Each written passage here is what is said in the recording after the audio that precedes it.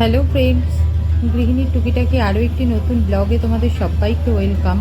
আশা করছি তোমরা সবাই ভালো আছো। তো আগের দিনের ব্লগটা কিন্তু আমি হোটেলে ঢোকার পরেই এন্ড করে দিয়েছিলাম, আর আজকের ব্লগটা কিন্তু আমি আবার তারপর থেকেই স্টার্ট করছি। হোটেলে ঢোকার পরে রুমে যেয়ে ফ্রেশ হয়ে আমি তো একটু চা খেয়েছিলাম, আমি একটু চা খেয়ে রুমেই ছিলাম, রেস্ট করছিলাম। আমার মাও আমার সাথে রুমেই ছিল, আর আমার ছেলে, আমার বর, বাদবাকি আরও যারা ছেলেরা ছিল তারা কিন্তু সবাই নেমেছিল এই সুইমিং পুলে। আর আমার ছেলে তো পুলে স্নান করার জন্য পাগল। ওর বাবাকে তো আগেই বলে রেখেছিল যে হোটেলে নেওয়া হোক না কেন পুল কিন্তু তাতে অবশ্যই থাকতে হবে। ও সুইমিং পুলে স্নান করতে ভীষণ ভালোবাসে। তো ওরা ছেলেরা সবাই পুলে নেমেছিল। সেই সময়টা বেশ অনেকটা সময়ই ছিল। আমরা ঘরে রেস্ট করছিলাম, আর দুপুরে খাওয়া দাওয়া কিন্তু আমাদের তখনও পর্যন্ত হয়নি। ওরা সবাই স্নান করে রুমে যেয়ে ফ্রেশ হয়েছে, তারপরে আমরা সবাই মিলে একসাথে দুপুরের খাওয়াটা খেয়েছি।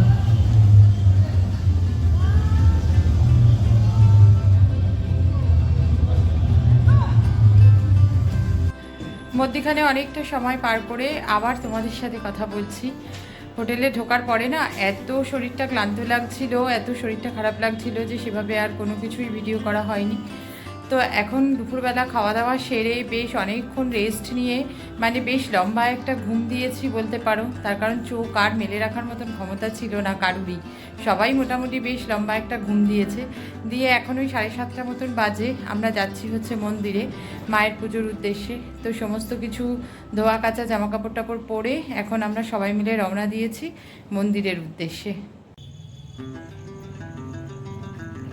রেডি হয়ে নিচে নেমে চলে এসেছি আমি আর আমার মা। আর আমার ছেলে আর বর আগেই রেডি হয়ে নিচে নেমে চলে এসেছে, আর অন্যান্য বৌদিরাও নিচে নেমে এসেছে। তো নামার আগে আমাকে ডেকে এসেছে। তো আমি বললাম যে হ্যাঁ, আমার প্রায় হয়ে এসেছে, তোমরা যেতে লাগো, আমরা আসছি। আর আমাদের এই হোটেল থেকে মন্দির বেশি দূর না, এই মিনিট 10 মতন লাগবে। তো সেই জন্য ওরা টোটো ঠিক করেছে, ওই টোটো করেই আমরা মন্দিরে যাব। এই যে বৌদিরা সবাই রেডি হয়ে দাঁড়িয়ে রয়েছে। এই যে সামনে পিঙ্ক শাড়ি পরা, এটা হচ্ছে সোমা বৌদি। আর এই যে লাল সাদা শাড়ি পরা, এটা হচ্ছে ঝুমা বৌদি। আর ওই যে পেছনে সাদা শাড়ি, ওটা হচ্ছে বন্দনা বৌদি। তো বৌদিরা কিন্তু ভীষণ ভালো, ভীষণ মিশুকে। বৌদিরা আমার থেকে অনেকটাই সিনিয়র, কিন্তু হলে হবে কি, আমরা কিন্তু একদম পুরো বন্ধুর মতন। সব রকমের আড্ডা, ইয়ার্কি, হাসি ঠাট্টা সব কিছুই বৌদিদের সাথে হয়।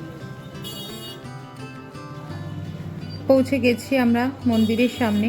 তবে এবারে না আমরা মন্দিরের সামনের গলিটা দিয়ে ঢুকছি না, এবারে আমরা ঢুকছি হচ্ছে মন্দিরের পেছনের দিকের গলিটা দিয়ে। এই টোটোওয়ালা এই গলিটার সামনে এসে আমাদের দাঁড় করালো, আর বলল যে এই গলিটা দিয়ে ঢুকলে নাকি হাঁটাটা একদমই কম হবে, আর সামনের গলিটা দিয়ে ঢুকলে বেশ লম্বা অনেকটাই হাঁটা।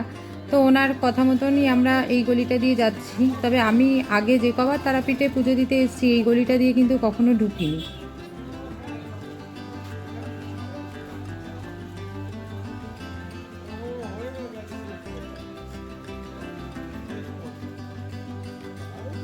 পেছন দিককার এই গলিটা দিয়ে এইবার প্রথম আসলাম। তবে পেছন দিককার গলিটাতেও কিন্তু দেখছি প্রচুর দোকানপাট রয়েছে, আর এখানেও কিন্তু লোকজন খারাপ যাতায়াত করছে না। তবে সামনের গলিটার মতন অতটা জমজমাট না হলেও বেশ ভালোই লোকজনের যাতায়াত রয়েছে এই গলিটা দিয়েও। সবাই বেশ হেঁটে অনেকটা দূরই এগিয়ে গেছে, আমি একটু পেছনেই রয়েছি।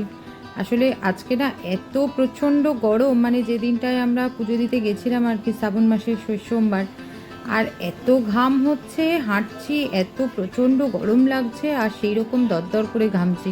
তো সেই কারণে আমি আর অত জোর পায়ে হাঁটছি না, আমি একটু ধীরে সুস্থে আস্তে আস্তেই হাঁটছি সবার পিছন পিছনে। পৌঁছে গেছি আমরা মন্দিরে। আর এই যে বাইরে থেকে কিন্তু একটা জবার মালা নিয়ে নিচ্ছি। আসলে ভেতরের থেকেই আমরা ডালা নেব, তবে সেখানে না মালা পাওয়া যায় না, মালাটাই বাইরের থেকেই নিতে হয়। তো আমার বরকে বললাম যে একবারে তাহলে একটা মালা নিয়েই ঢোকো। আর এখানের মালাগুলো না এত সুন্দর, এত চওড়া, আর মধ্যিখানে মধ্যিখানে পদ্ম ফুল দেওয়া মালাও পাওয়া যায়, আবার কলকে ফুল দেওয়া, মানে মধ্যিখানের ফুলগুলো বিভিন্ন ধরনের আছে, যার যেমন পছন্দ সেই সেরকম মালা নেয়। তো আমরা একটা মালা নিয়েই একেবারে ঢুকলাম হাতে করে। পৌঁছে গেছি আমরা আমাদের পরিচিত দোকানে। প্রত্যেকবার তারাপীঠে পুজো দিতে আসলে এই দোকান থেকেই কিন্তু আমরা ডালা নিই, আর ওনারা নাম গোত্র সমস্ত কিছু লিখে ওই ডালার ভেতরে দিয়ে দেন। ওটা দেখেই ঠাকুরমশাই পুজোটা করেন। আর এই যে আমার বরের হাতে যে লাল জামদানি শাড়িটা, এটা কিন্তু আমি একেবারে বাড়ি থেকেই কিনে নিয়ে এসেছি আজকে পুজোতে মাকে আমি এই শাড়িটা দেব বলে।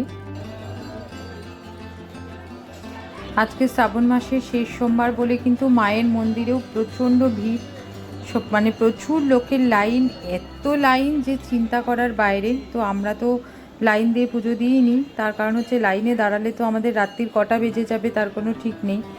আর আমাদেরকে তো পুরোহিত মশাই বললেন, মানে আমাদের একজন বাঁধাধরা পুরোহিত আছে, তারাপীঠে গেলে উনিই আমাদের পুজো করান। তো উনি বললেন যে আজকে রাত্রিবেলাই পুজোটা দিতে, কারণ কালকে সকালবেলা, মানে আগামীকাল সকালবেলা বললো যে আরও প্রচণ্ড ভিড় হবে, আপনারা ওইভাবে দাঁড়িয়ে পুজো দিতে পারবেন না, অধৈর্য হয়ে যাবেন। তো সেই কারণে আমরা রাত্রিবেলাই পুজোটা দিলাম।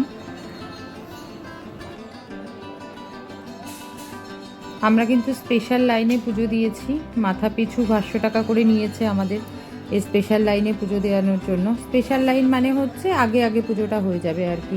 আর সবাই যে লাইনে দাঁড়িয়ে আছে সেই লাইনে শয়ে শয়ে মানুষ, সেই লাইনে দাঁড়িয়ে পুজো দেওয়াটা অসম্ভব ব্যাপার ছিল, সেই কারণে বাধ্য হয়েই আমরা এই স্পেশাল লাইনে পুজোটা দিলাম।